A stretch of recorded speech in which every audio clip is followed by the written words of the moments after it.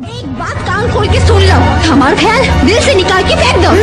अरे जब प्यार ये गलत साथे करे के रहे, तब प्यार के नाटक हमारा साथे करे कैले सेनूर लेके दौड़े हमारे नाम के पीछे और मेहंदी तेरे से बेर करे नाम का।